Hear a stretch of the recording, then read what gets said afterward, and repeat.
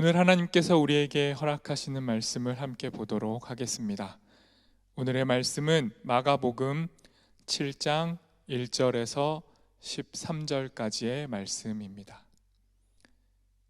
마가복음 7장 1절에서 13절까지의 말씀을 제가 읽도록 하겠습니다.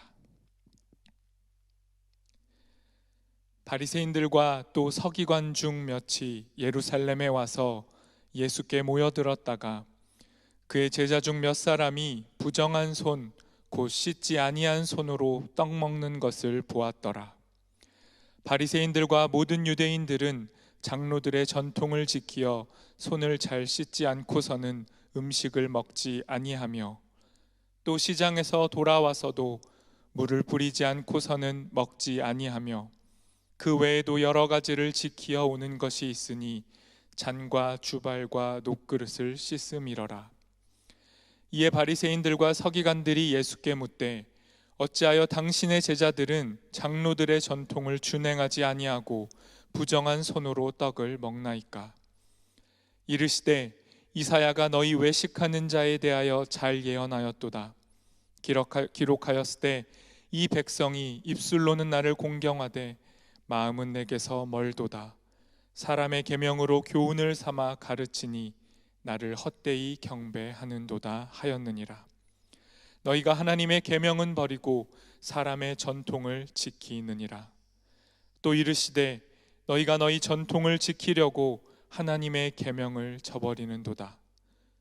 모세는 내 부모를 공경하라 하고 또 아버지나 어머니를 모욕하는 자는 죽임을 당하리라 하였거늘 너희는 이르되 사람이 아버지에게나 어머니에게나 말하기를 내가 드려 유익하게 할 것이 고르반 곧 하나님께 드림이 되었다고 하기만 하면 그만이라 하고 자기 아버지나 어머니에게 다시 아무것도 하여 드리기를 허락하지 아니하여 너희가 전한 전통으로 하나님의 말씀을 폐하며 또 이 같은 일을 많이 행하느니라 하시고 아멘.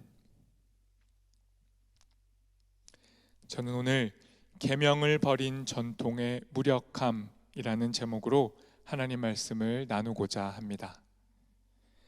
오늘의 본문은 우리가 함께 하고 있는 마가복음 큐티의 본문 중 하나입니다. 큐티 잘하고 계신가요? 제가 매일 셀과 청년부 네이버 카페를 통해 공유하고 있는 이 큐티 나눔 잘 보고 계신가요? 네. 자주 볼 수 없는 청년부 지체들을 향해 제가 쓰는 최소한의 편지라 생각해 주시고 또 그런 마음으로 제가 올리고 있으니까요. 꼭 스킵하지 마시고 읽어주시기를 부탁드립니다. 오늘도 그림 한 장을 보도록 하겠습니다. 네. 어떠한 장면을 묘사한 그림 같아 보이시나요? 이 그림은 1630년 유럽에서 발생한 흑사병의 모습을 묘사하고 있습니다. 유럽 인구의 절반이 목숨을 잃었던 이 끔찍했던 전염병을 마주한 사람들이 자신의 기독교의 신앙으로 어떻게 이 위기를 극복할 수 있을지를 보여줬고 이 모습을 한 화가가 그림으로 그린 것입니다. 그림을 자세히 보시면 세 부류로 나눠져 있는데요. 먼저는 흑사병 속에서 죽어가며 신음하며 고통당하는 모습이 그려져 있습니다. 그리고 이 모습을 보고 하늘을 우러러 하나님을 향해 기도하고 있는 기도자의 모습이 그려져 있습니다. 그리고 하늘에서 하나님께서 이 기도자의 기도를 들으시고 흑사병을 물리치시는 장면이 이 그림 속에 나타나 있습니다. 기도를 통해 전염병을 이긴다. 기도는 분명 기독교 신앙에서 절대적인 자리를 차지합니다. 우리의 삶 전부가 기도와 연결되어 있죠. 따라서 기도로 전염병을 이긴다는 이 표현은 기독교 신앙 안에서 얼마든지 가능합니다. 하지만 의술과 전염병에 대한 지식이 이전과는 비교도 할 수 없이 발달한 오늘날, 우리가 전염병을 대하는 태도에는 좀 더 다양한 구분이 필요합니다. 기도하기 위해 모인 자리가 전염병을 확산할 수 있다면 우리는 어떻게 해야 할까요? 좀 더 세심하게 우리가 처한 상황을 살피고 접근하는 실천이 필요합니다. 상황을 놓친 전통은 무력합니다. 여러분, 상황이라는 게 무엇일까요? 하나님과 이웃 사랑을 실천할 우리의 토대가 상황입니다. 그러니 이 토대를 놓치고 그저 습관적인 종교적 실천으로서의 전통을 지키려 한다면 그것은 하나님도 이웃도 사랑하지 못하는 무력한 실천이 되고 맙니다. 중요한 것은 언제, 어디서, 누가, 어떻게, 왜 고통당하고 있는지를 차근차근 묻고 자세히 살펴봐야 한다는 것에 있습니다. 그렇지 않고 기계적으로만 반복한다면 그 행동은 오늘 말씀에서 지적하고 있듯이 전통에 불과한 것입니다. 오늘의 본문 8절 이렇게 말씀합니다. 너희가 하나님의 계명은 버리고 사람의 전통을 지키느니라. 9절은 또 이렇게 말씀합니다. 또 이르시되 너희가 너희 전통을 지키려고 하나님의 계명을 저버리는 도다. 말씀드린 것과 같이 상황을 놓친 전통은 무력합니다. 그리고 말씀에 비춰 다시 본다면 계명을 버린 전통 역시 무력합니다. 계명은 또 무엇입니까? 하나님을 사랑하고 이웃을 사랑하라는 것이 우리 기독교 최고의 계명입니다. 이 계명을 실천하기 위해서는 상황을 바르게 이해해야 합니다. 어긋난 상황 이해 속에서 실천하는 행동은 도리어 계명과 정반대의 행동이 될 수 있습니다. 그러니 상황을 놓치는 것은 곧 계명을 버리는 결과를 가져올 수 있는 것이죠. 상황을 놓치고 계명을 저버린 전통, 오랜 관습은 무력할 뿐만 아니라 악할 수 있음을 우리는 기억해야 합니다. 계속해서 전통을 말하고 있습니다. 전통이 무엇일까요? 오늘 본문에 등장하는 바리새인들에게, 유대인들에게 전통이 있었습니다. 그들의 전통은 다름이 아니라 깨끗한 생활입니다. 영적으로 뿐만 아니라 육체적으로 깨끗함이 그들의 전통이었습니다. 이 전통은 분명 순기능을 감당했습니다. 전염병을 막을 수 있는 보조장치, 수단이기도 했습니다. 분명히 전통은 혼란스러운 상황 속에서 사람들을 안심시켜주고 질서를 유지하는 기능을 합니다. 그리고 사람들은 기존에 해왔던 것을 계속하는 것이, 전통을 지키는 것이 가장 안전하다고 생각하죠. 예수님 당시에도 이 전통을 매우 중시하는 사람들이 있었는데 그 사람들이 바로 바리새파 사람들입니다. 전에 제가 설교에서도 잠깐 말씀드렸지만 이 바리새파 사람들은 정결법을 통해 자신들의 정체성과 거룩성을 확보하려고 했습니다. 육체적으로 구별되는 것이야말로 영적으로도 가장 깨끗해지는 길이라 믿었던 것이죠.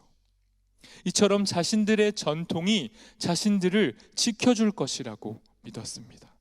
그래서 바리새인들은 자신들의 조상들이 정해놓은 율법의 세부 조항, 적용법 등을 철저하게 준수하며 살았습니다.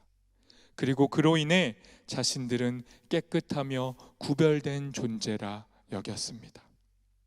하지만 예수님께서는 여기에 정면으로 반박하는 행보를 보이시죠. 바리새인들은 예수님의 제자들이 정결법을 어기고 손을 씻지 않은 채 음식을 먹는다고 비난했습니다. 하지만 예수님께서는 그들의 속마음을 아셨죠.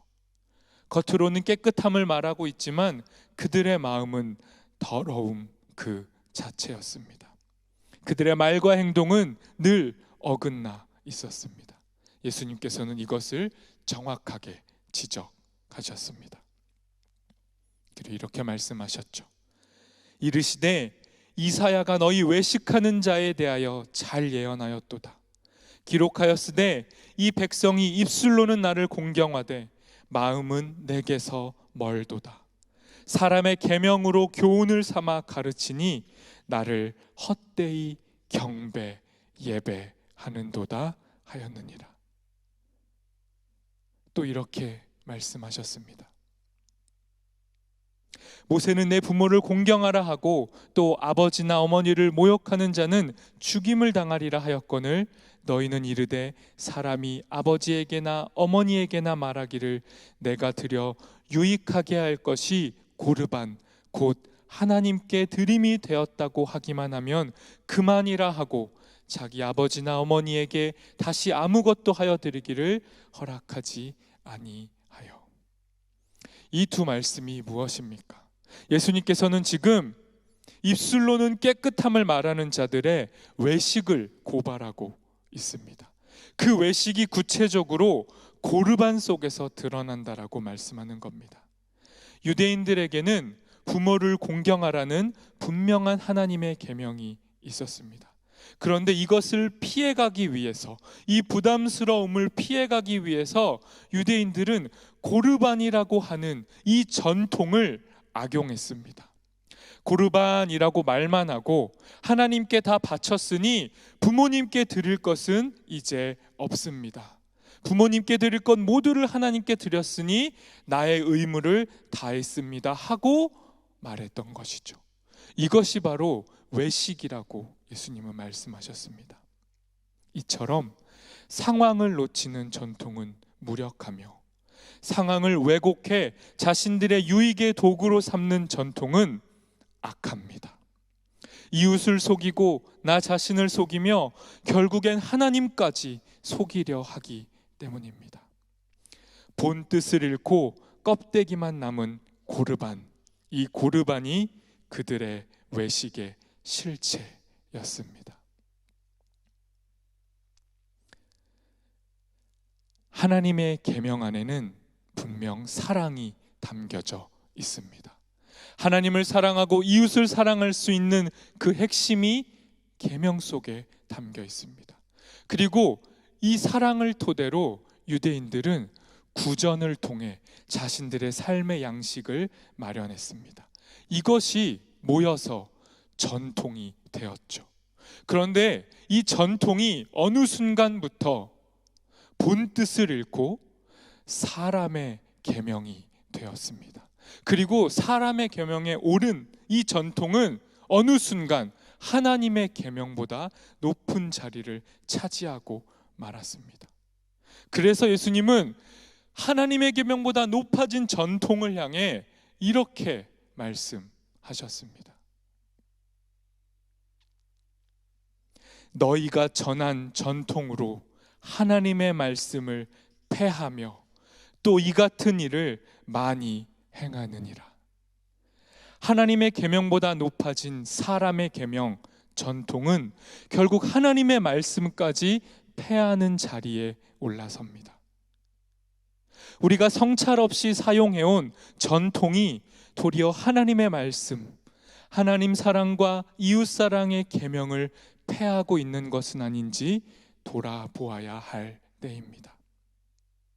우리가 서로에게 요구하는 것 중에 정말 상대방을 위한 것이 아니라 우리에게 익숙하고 편하기 때문에 무의식적으로 강요하고 있는 것들은 없는지 말씀을 통해 돌아보아야 합니다. 우리를 안심시켜주고 기존의 질서도 잘 유지시켜주는 우리만의 전통, 우리만의 문화가 있지는 않은지 다시 한번 점검해 보는 시간이 꼭 필요합니다. 코로나로 인해 한국의 기독교는 그동안 고수해온 예배 문화를 다시 점검하고 있는 중입니다. 질문 없이 반복해왔던 신앙의 형태들에 대해 새롭게 질문하고 다시 응답해야 하는 상황에 놓인 것이죠. 이것은 분명 위기이지만 동시에 기회입니다. 우리가 고수해온 예배 문화를 점검하려면 우리가 주장해왔던, 또 우리가 응당 맞다라고 여겨왔던 예배를 다시 한번 살펴볼 필요가 있습니다. 예배는 크게 두 가지로 나뉘어집니다. 우리가 의식으로서 드리는 예배, 주일 성수가 있죠. 그리고 로마서 12장 1절이 말씀하고 있는 몸으로 드리는 살아있는 예배, 영적 예배가 있습니다. 우리의 일상의 삶의 예배, 그것이 바로 영적 예배입니다. 예배는 이처럼 두 가지 모습으로 구분될 수 있습니다. 이 두 예배는 모두 각각의 기능과 특수성을 가지고 있습니다. 그러니 어느 예배가 더 낫고 옳다라고 말할 수 없습니다. 우리가 집중해야 할 일은 갑작스런 사태로 인해 이 의식으로서의 예배가 멈춰진 지금의 상황 속에서 우리의 예배가 그동안 균형을 잃은 것은 아니었는지 점검하는 일입니다. 전통이라는 이름으로 그동안 드려왔던 우리의 예배가 유대인들이 변칙 편법으로 사용했던 고르반처럼 사용됐던 것은 아닌지 돌아보아야 합니다. 주님께 일주일에 하루를 드리고 다른 6일을 우리의 일상을 예배가 아닌 삶으로 살아왔다면, 그리고 지금 이 하루의 예배가 멈춰져서 우리의 6일의 삶이 흔들리고 있다면 우리는 의식으로서의 예배와 영적 예배의 균형을 놓쳤던 것은 아닌지 스스로에게 묻고 점검해야 합니다.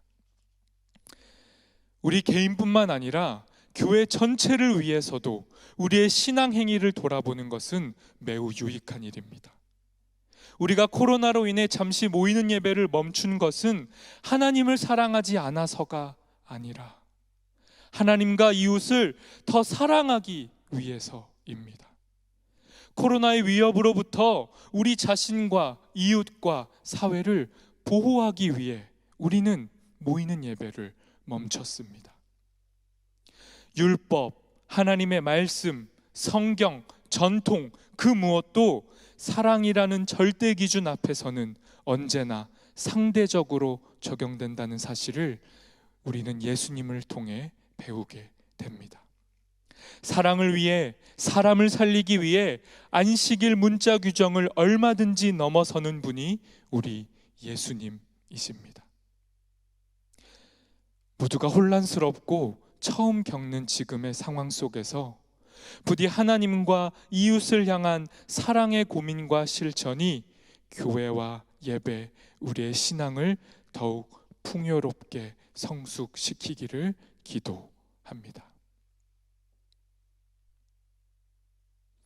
우리 헌법에 모든 국민은 종교의 자유를 가진다라고 표하고 있습니다.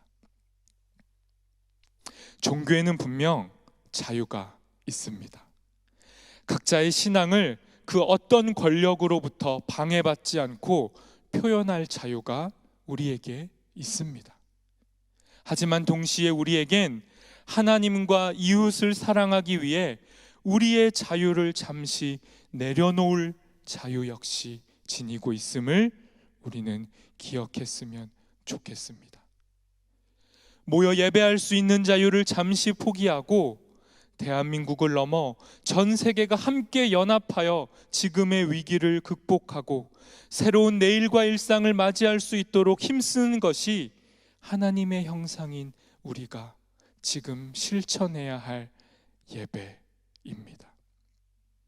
이 땅을 사랑하기 위해 자신에게 허락된 하늘의 권세를 포기하고 십자가의 고난을 선택하신 예수님의 자유를 따라가며 내가 너희를 사랑한 것 같이 너희도 서로 사랑하라 명하신 예수님의 새 계명을 실천하는 사순절 기간이 되기를 소망합니다. 기도하겠습니다. 하나님, 오늘도 변함없이 말씀해 주셔서 감사합니다. 코로나로 인해 전 세계가 혼란과 불안과 염려에 쌓여 있는 이때에 하나님을 예배하는 우리의 신앙을 다시 한번 점검하게 하여 주시니 감사합니다. 하나님, 우리의 삶에 매주 모여서 드렸던 의식으로서의 예배와 우리의 삶으로 드리는 일상의 예배가 조화를 이루고 균형을 이룰 수 있도록, 특히 지금 모일 수 없는 상황에 놓인 이 시기에 우리 예배의 균형이 더욱더 온전히 세워질 수 있도록 우리에게 은혜를 허락하여 주옵소서. 그래서 마침내 다시 모일 때에는 더욱더 건강해진 모습으로 우리의 6일의 삶, 일주일의 삶 전부를 하나님께 예배했던 그 아름다운 모습으로 함께 모여 삶의 간증을 나누고 하나님의 은혜를 고백하는 우리 될 수 있도록 우리의 지금의 상황에 주님 동행하여 주옵소서. 우리의 위기를 기회로 바꾸시고 우리의 삶 속에서 변함없이 주님을 우리의 주님이라 고백하는 우리 모두 되도록 인도하여 주옵소서. 예수님의 이름으로 기도합니다. 아멘.